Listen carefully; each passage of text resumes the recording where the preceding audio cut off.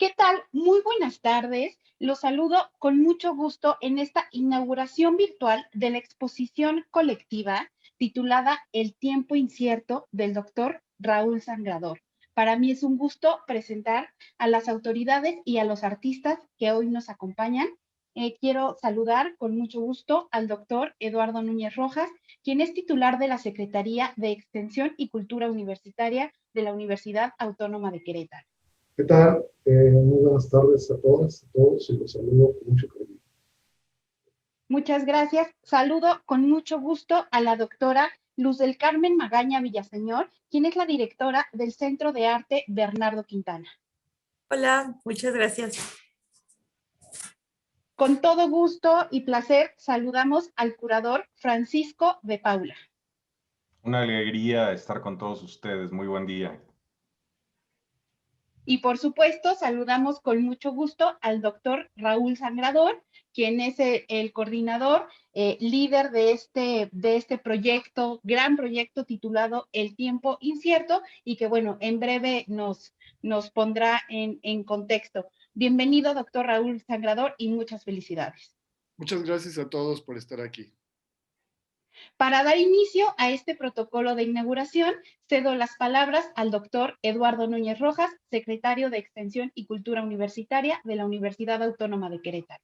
Muchas gracias. Para mí es un placer inaugurar este importante evento que se tocan temas muy importantes que estamos haciendo a través de la Secretaría y también por conducto de nuestra Centro Cultural Bernardo Quintana, que dirige la doctora Luz Magaña, con un artista muy importante como es Raúl Sangrador, un gran amigo que ha tocado toca un tema muy delicado para muchas personas, con un tema ya realmente ya muy expuesto ya en lo que es la actualidad, como es el tema el gay. Se me explicó que antes no se tenía esa palabra, pero platicábamos anécdotas muy interesantes de ciertas culturas que se vivieron con respecto a este tema, y que Raúl, a través de su centro pictóricos que él realmente coordina, ha hecho una investigación muy importante de cómo nace todo este movimiento, de lo que él muchas veces me platicaba, cómo sufrieron los primeros, ¿no? Hacer realmente que los golpeaban, los discriminaban, y que realmente las personas que hoy en día que pertenecen a estos géneros, pues no la tienen ya tan complicadas como en su momento hasta el mismo Raúl le tocó pasar, y que yo realmente felicito a Raúl por su valentía y por esta forma de decir, pues voy a hablar por mi comunidad, y eso realmente es plausible, y sobre todo que Raúl lo toma de una manera muy importante, que hay que ir a los inicios. Si uno no tiene un inicio, si uno no tiene memoria, pues no se va a poder entender lo que es la actualidad.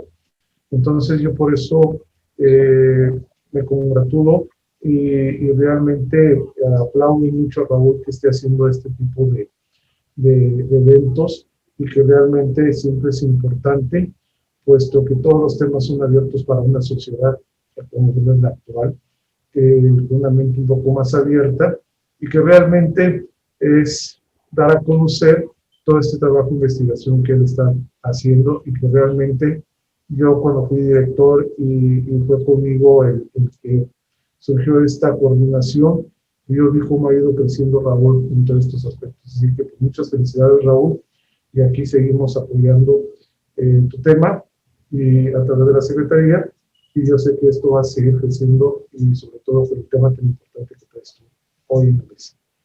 Felicidades. Agradecemos las palabras del doctor Eduardo Núñez Rojas. A continuación, pido a la doctora Luz del Carmen Magaña Villaseñor, quien es la directora del Centro de Arte Bernardo Quintana, que nos dirija unas palabras, y en una ocasión diferente, porque el Centro de Arte Bernardo Quintana se vuelve virtual en esta ocasión. Muchas gracias, Vero. Bueno, yo estoy muy emocionada y quiero felicitar al doctor Raúl García Sangrador como colega y como amiga. Es un honor para mí que él sea el primero en inaugurar en una exposición virtual en este tan hermoso centro, en el Centro de Arte Bernardo Quintana. Estoy muy emocionada. Una exposición que a mí me llena de inquietud, tanto de conocer la obra como conocer también ese tiempo incierto de cada uno de los artistas. Estoy muy contenta de que lo pueda hacer en este centro que ahora ya toma este espacio virtual. Y pues también agradecer todo el apoyo al doctor Eduardo, el doctor Eduardo, que es es el secretario de la Extensión de Cultura Universitaria. También agradecer a la curadora de la colección de arte contemporáneo del Consejo Nacional de las Artes Plásticas de Cuba, a Glendis Hernández Jorge, y al curador Francisco de Paula Nieto por estar aquí y confiar en nosotros. Muchísimas gracias. Muchas gracias, doctora Lucy Magaña. A continuación, le pedimos al curador Francisco de Paula Nieto, que, bueno, como lo acaba de decir la doctora, es parte del equipo de curadores de este gran proyecto titulado El tiempo incierto. Por favor, maestra. Bueno, pues me siento muy honrado de estar con ustedes, queridos amigos.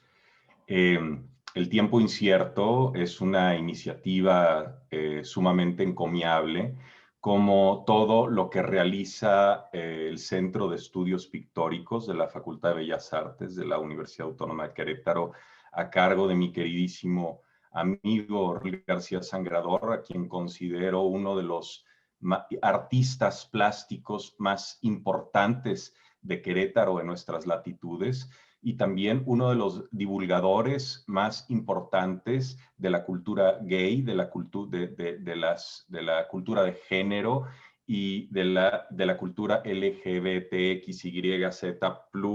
¿no? Lo cual resulta sumamente importante para entender los tiempos que nos tocan. Creo que han sucedido bastantes cosas en los últimos 4 meses desde que terminamos de escribir el texto de la muestra, que bien merecería una adenda a lo dicho o a futuro, sin duda, una segunda parte. Cuando escribimos el texto de esta muestra heterogénea, la cual me permití comentar más que por la cualidad de sus valores estéticos, antes bien enfocado por la cualidad de sus valores simbólicos y por el contexto prototípico que en su conjunto generaba. Estaba en la superficie temas como usar o no el cubrebocas. Ahora está en boga el tema de si vacunarse o no. Lo penoso para mí son dos sectores que lo desprecian. Los seguidores de las corrientes espiritualistas que temen en su paranoia conspiranoica que las vacunas sean algo malvado, cuando en realidad es lo que va a salvarnos a todos. Ajá. Y por otro lado, algunos académicos de formación científica que están en contra de lo que pueden opinar millones de científicos mucho más especializados en el tema. Como Zizek lo mencionó en su rápido y brillante libro, la pandemia es un cisma en nuestra sociedad. Estamos en 3 etapas. Estamos en el momento pandémico, intrapandémico y ya vislumbrando lo que va a ser ese momento pospandémico. Una inmensidad de juicios a priori están sucediendo. La gente está hablando dogmáticamente desde donde cree y no desde un análisis y un estudio profundo de las temáticas. Y sucede lo mismo con la democracia. Por ello, la gente termina votando a lo pendejo, ¿no? Pero con una absoluta convicción por lo que es capaz de levantarse en armas. Es decir, una absurda cuantía de falacias. que si el dióxido de cloro, y permítanme decirles que yo leí el libro completo de Andreas Ludwig Klacker, y en ningún momento menciona que esta cosa pueda curar virus o bacterias, solamente que es un inmunoestimulante y la gente lo está utilizando para protegerse sin saber que aún así pueden contagiar a terceras personas.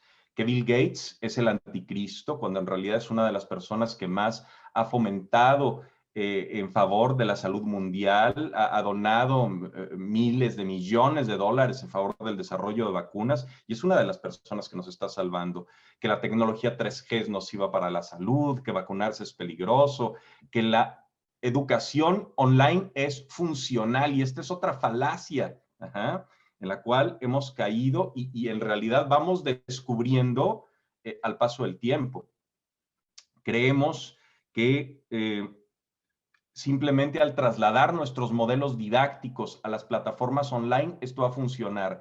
Y lo único que hemos descubierto es que una falta de didáctica para la educación online ha llevado a los estudiantes a un hartazgo, a suicidios. Yo como psicoterapeuta también recibo muchos pacientes angustiados porque no se sienten estimulados por estos modelos y simplemente es una falta de didáctica porque queremos trasladar modelos que nos funcionaron en la presencialidad a una experiencia virtual.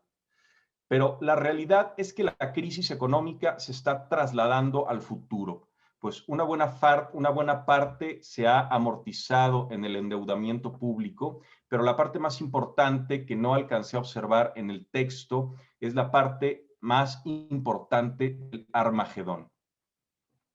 Tiene que ver con la disolución del status quo de las instituciones políticas, sociales y económicas. Vaya la prototipicidad de esa común triada.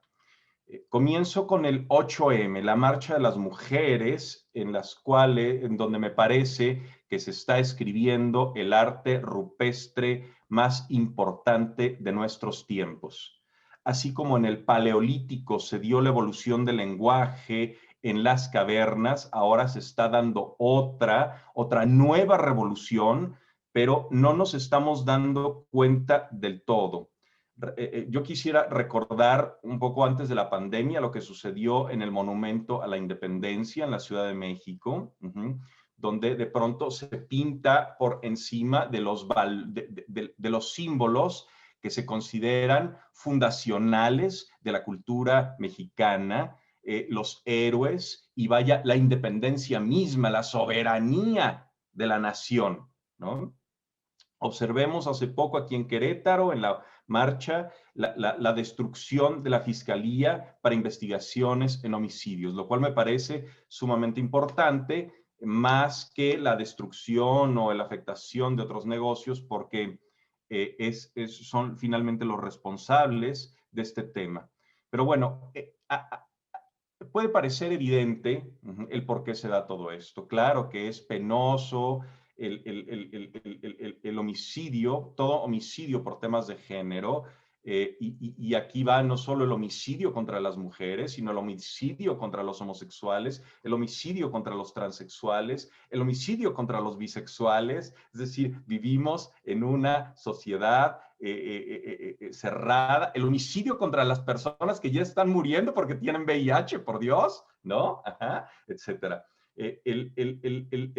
La beligerancia contra la diferencia. Pero ¿qué está manifestando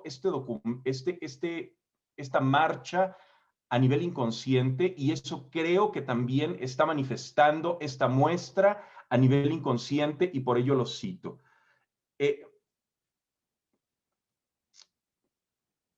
Y esto es la destrucción de las instituciones como las conocemos, que ya no tienen cabida ni van a tener cabida en el futuro. Démonos cuenta, esta exposición, esta muestra virtual, podría parecer parte de una contingencia, lo es, no hay espacios expositivos abiertos presenciales, Pero no solamente es una contingencia, es una nueva transformación hacia la cual nos dirigimos, no solo a la cual tenemos que adaptarnos como espectadores, sino a la cual tenemos que adaptarnos como creadores. Estamos tradicionalmente, y esto es muy claro en este tipo de ciudades conservadoras como Querétaro, que estamos defendiendo a las instituciones porque nos conviene estar afiliados a un puto partido o porque nos conviene estar en un estatus laboral y conseguir una jubilación que perpetúe nuestra condición de esclavos, mientras el costo de ello es que las instituciones como estas ya no son sostenibles más que por su propio dogmatismo, y aquí caben las oficinas públicas, las instituciones de justicia, las propias instituciones educativas. Y no me malinterpreten, yo he dedicado la mitad de mi vida a estar colaborando y a dirigir instituciones educativas y a instituciones culturales. Pero soy consciente de que esto es obsolescente y está en decadencia. Lo lamento, y porque todas las instituciones están destinadas a desaparecer. Y también va a desaparecer la monogamia y el matrimonio. Perdonen si a alguien les asusta esto, pero es inevitable.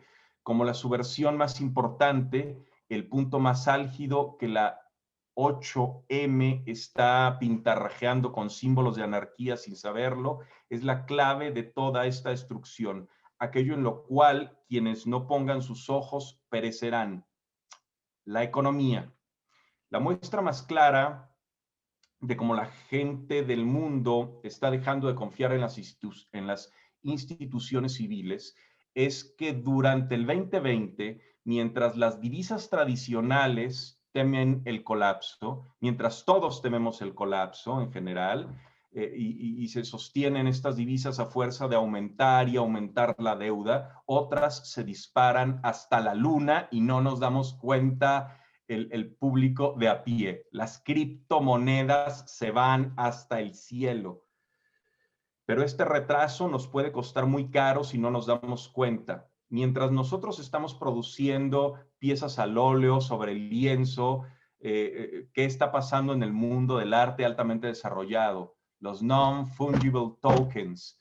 Los CryptoKitties, unos pinches gatitos, se comienzan a vender en 100 ilustraciones simples, se comienzan a vender a través de Ethereum por $170,000, 3.5 millones de pesos. OpenSea y Nifty Gateway, fundadas por Tyler y Cameron Winklevoss, los niños estos que demandaron a Bill Gates porque decían que ellos lo habían creado, y en parte es cierto. Bueno, ahora en su revancha crearon estas plataformas para vender estos non-fungible tokens, que para quien no esté en contexto son las obras artísticas que están respaldadas por certificados en criptomonedas, fundamentalmente la criptodivisa de origen ruso conocida como Ethereum, que es la segunda a nivel mundial debajo del Bitcoin. Bueno, el 25 de febrero de este año, en la célebre casa de subastas Christie's, el non-fungible token Everydays, The First 5,000 Days, de Beeple, el seudónimo de un autor visual digital de nombre Mike Winkelmann, con una puja que comienza en $100, la pieza se termina vendiendo en 69 millones de dólares. Una pieza digital. Esta es la realidad de lo que está sucediendo en el arte intrapandémico. Y nosotros seguimos jugando a la matatena. Y si no entramos en esos territorios, estamos destinados a perecer. Abrevio, para concluir mi intervención. Sin tocar todos estos puntos,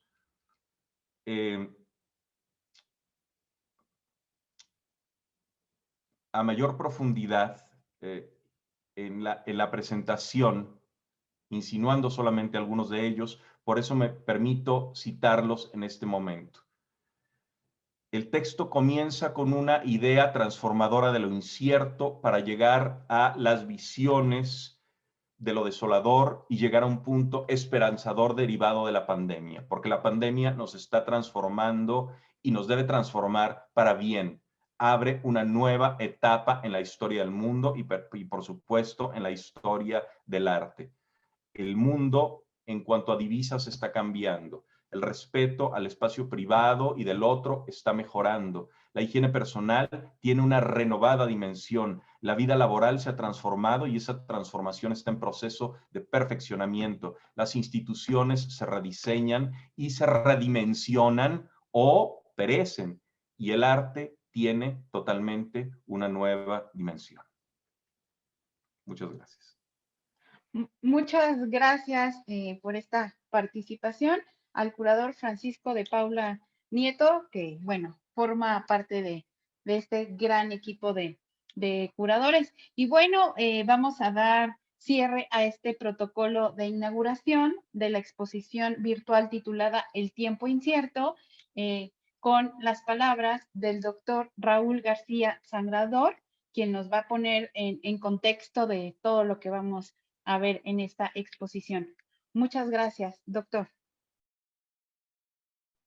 Muchas gracias, muchas gracias. Y antes de yo tomar la palabra y dar algunos comentarios al respecto, quisiera compartir un video que nos hizo llegar nuestra querida colega curadora también de este proyecto, Glendis Hernández Jorge, que por cuestiones de agenda y de horario, ella está en La Habana, no pudo estar en esta conexión, pero nos manda este video para dar una visión de este proyecto. Antes de adentrarme en las características fundamentales de la muestra, quisiera agradecer al artista, profesor y amigo Raúl Sangrador.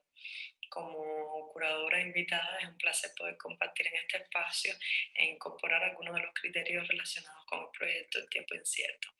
A razón, me gustaría comenzar dirigiendo un poco las líneas fundamentales de la exposición, que en este sentido es abordar y analizar los presupuestos estéticos y temáticos manifiestos en el arte mexicano a raíz del contexto de pandemia.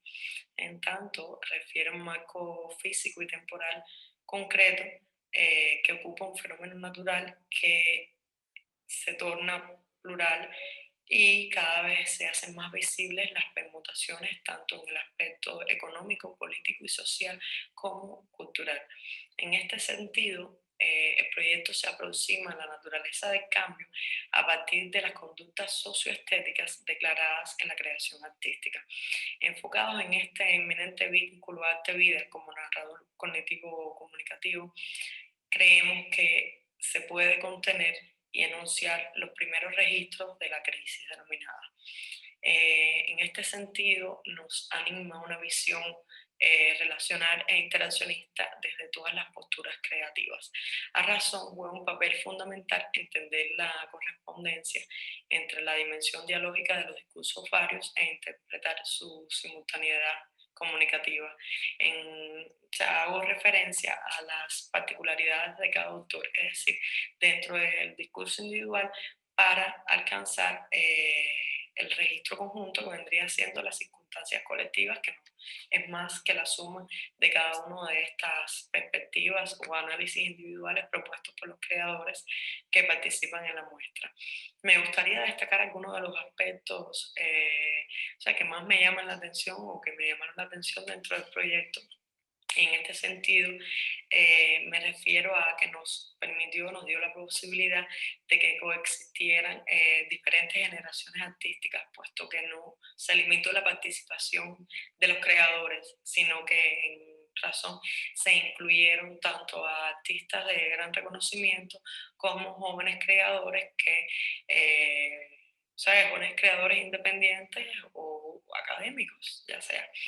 Algunos de los objetivos pendientes que hemos analizado y hemos valorado por parte de los especialistas que estamos llevando el proyecto es la posibilidad de extender esta exposición a una muestra física.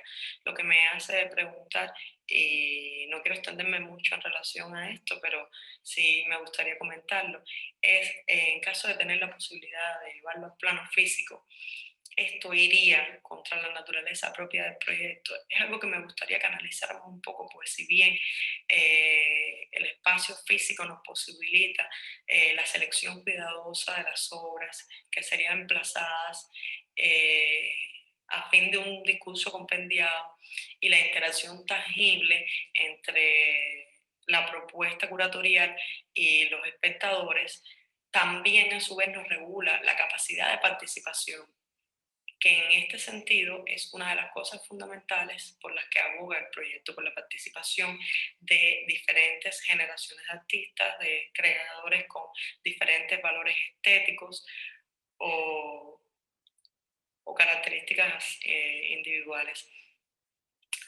También me gustaría señalar otro detalle, que si bien no estoy hablando de una ausencia, sino de una no abundancia de participación en relación al término de los nuevos medios, en particular audiovisual. Creo que esto sería un punto interesante a analizar, pues de las propuestas que se presentaron. Si esbozamos un gráfico, podemos percatarnos de que la mayoría de los resultados del proyecto dan en sí, o sea, dan al traste con obras bidimensionales y o sea, con una propuesta muy, digamos, arraigada a la tradición. En este sentido, también me gustaría hacer un llamado sobre la necesidad de establecer un diálogo, es decir, una comparación mediada a través del carácter artístico, por supuesto, de las obras, entre la producción que se desarrolló, o sea, y que tenemos compendiada aquí en el contexto mexicano, y las piezas de artistas, digamos que invitados, pertenecientes a otras naciones, las cuales pudiesen generar una polémica, ya sea por divergencia o similitud de valores. Antes de terminar, es decir, no quería despedirme sin darle un mensaje a las nuevas generaciones artísticas actuantes sobre la necesidad de las búsquedas individuales, ¿sabes?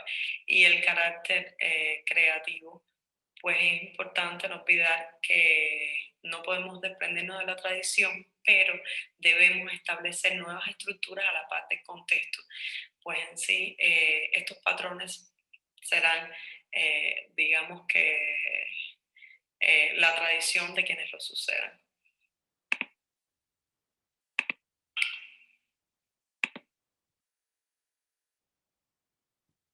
Bueno, muchas gracias a Glendis que nos mandó este video para compartirnos estas palabras. Y solo para terminar, yo también quisiera apuntar algo sobre mi participación como curador ante este proyecto. Número uno, agradecer evidentemente a todos los participantes. Espero que se tomen el tiempo para leer lo que cada uno mostró, cada uno de los curadores y cada uno de los artistas. Evidentemente es un momento de crisis, es un momento donde vamos a terminar bajo un nuevo orden mundial y habría que entender ese nuevo orden mundial. Particularmente como curador en esta ocasión, traté de encerrar en una idea todo el fenómeno. Por eso este proyecto del tiempo incierto, yo lo visualizo como un archivo, un archivo que servirá a todo el universo de información que se genere y con el cual se documentarán estos días. Específicamente, también y muy relacionado con mi trabajo alrededor del Centro de Estudios Pictóricos, hice una relación entre el SARS-CoV-2 y el VIH. Es decir, que los que hemos vivido la pandemia del SIDA, pues de alguna manera pareciera que esta película ya la vimos. Mucho pienso que esto es una suerte de matrioshka, ¿no? Una puesta en abismo de una pandemia dentro de otra pandemia. Entonces, en gran medida ya Ya se han visto los fenómenos que han sucedido. Particularmente, y también solo quiero tener un brevísimo diálogo con la poesía. En este caso, voy a leer un fragmento del poema Duelo, de Abigail Bohol, quien escribió este libro Poesía, que es una joya, un poeta de Baja California, que mi querido amigo Oscar Soto de Tijuana me lo regaló. Dice: vengo a enterarme de luto por aquellos que han muerto a desabasto, por los que rútilos o famélicos, procurando saciar su corazón o su nombre, cayeron en la trampa. Eran flores de arena, papirolas, artificios de bubblegum, almas de azogue, veletas de discoteca, aleteos, dispendio, pero también un alma, una palabra, un esqueleto de pan y sal, con rincones amables, como el tuyo o el mío, compañero, un pensamiento hermoso, ruin, más cosa como nosotros, hechos un haz de sangre todavía, entre el verdor y el agua de la vida. Vengo a estarme de luto por aquellos que recibieron prematuramente su funeral de escándalo, su ración, su canastro, su obituario velado, pero más por aquellos que desde que nacieron son confinados, etiquetados, muertos en sus propios rediles, errados, engrillados a un escritorio oculto o un cubículo negro. Ah, caravana de carcajadas, carne desamparada de arcaica matanza, paredón de la pública befa, arrimaditos, amontonaditos en el muro del asco. Vengo a enterarme de luto porque puedo, porque si no lo digo yo, poeta de mi hora y de mi tiempo, se me vendría abajo el alma de vergüenza por haberme callado. Evidentemente, estas palabras de Bojorquez tienen mucho eco, resuenan de manera potente en la mente de los que hemos vivido esta pandemia y ahora esta nueva pandemia y hemos tratado de encontrar respuestas, de encontrar incluso las posibles manifestaciones estéticas de estos días trágicos, de estos días inciertos. Por eso también en mi texto, en grandes rasgos, habla de este duelo que sería también como necio negarlo. Estamos en un estado de duelo, la sociedad global está en duelo y eso hay que entenderlo, porque para superarlo, número uno, habría que estar consciente de ello. Hace algunos años hice una investigación sobre el origen de la melancolía en Enrique Guzmán y Julio Galán, dos grandes pintores, extraordinarios pintores de la segunda mitad del siglo XX. Y una de las grandes conclusiones a las que llegué es que precisamente el arte es uno de los planos ideales para resolver este duelo. Hablando con mi querido amigo Luis González de Alba, él me dijo: oye Raúl, pero eso es muy cierto, pero además es muy claro. Los griegos lo sabían 2000 años antes de Cristo y por eso crearon la tragedia griega, para tener esa catarsis en colectivo y encontrar en el plano del arte respuestas, las cuales llevar al día a día en su cotidianidad. Y aquí ahora, leyendo unas líneas de Baudelaire, ¿no? Dice: si aplazamos lo que debemos hacer, corremos el peligro de no hacerlo nunca. Si no nos convertimos de inmediato, corremos el riesgo de ser condenados. Para curarnos de todo, de la miseria, de la enfermedad y de la melancolía, solo nos hace falta el gusto por el trabajo. Me parece bellísimo este texto porque en gran medida es la intención de este diálogo con el arte, de este diálogo que cada uno de los autores y de los que aquí participamos se entabló consigo mismo. Y entonces, otra gran característica, el gran reto es, dado que a partir de la pandemia del SIDA, me parece percibir una gran consecuencia, una preponderancia total por el presente. Después de muchos años de haber observado y abordado el tema del SIDA, una de las grandes conclusiones, uno de los grandes logros a los que he llegado es que también hay que empezar a imaginar el futuro. Porque sí, porque la tentación es clara. Ante este momento de crisis, privilegiar el presente parece la solución más inmediata. Y se nos olvida que el futuro hay que construirlo y es el verdadero plano del anhelo, de la esperanza. Y dice Baudelaire, el gusto por el placer nos encadena en el presente. La preocupación por nuestra salvación nos suspende en el futuro. Aquel que se encadena al placer, es decir, al presente, me da la impresión de ser un hombre que cae por una pendiente y que al quererse sujetar de los arbustos, los arranca y se los lleva en su caída. Ante todo, ser un gran hombre y un santo para sí mismos.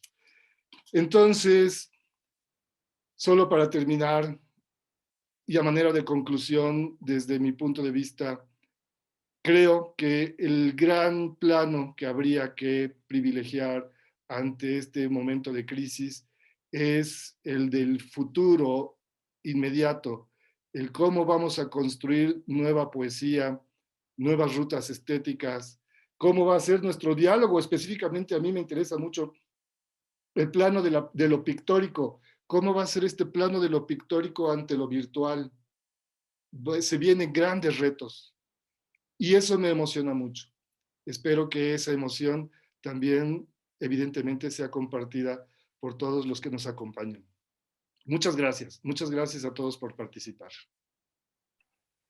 Agradecemos la presencia de los grandes artistas y las autoridades universitarias que nos acompañan el día de hoy en este protocolo de la inauguración virtual titulada El tiempo incierto del doctor Raúl García Sangrador, y les pedimos nos acompañen a ver el resultado de este gran trabajo en este paseo virtual. Y bueno, no se despeguen de nuestras redes sociales, de nuestros diferentes canales de YouTube, que bueno, ahora es nuestro medio de comunicación. Y en nombre de la Secretaría de Extensión y Cultura Universitaria, del Centro de Arte Bernardo Quintana y del Centro de Estudios Pictóricos de la Facultad de Bellas Artes, agradecemos su presencia. Muchas gracias.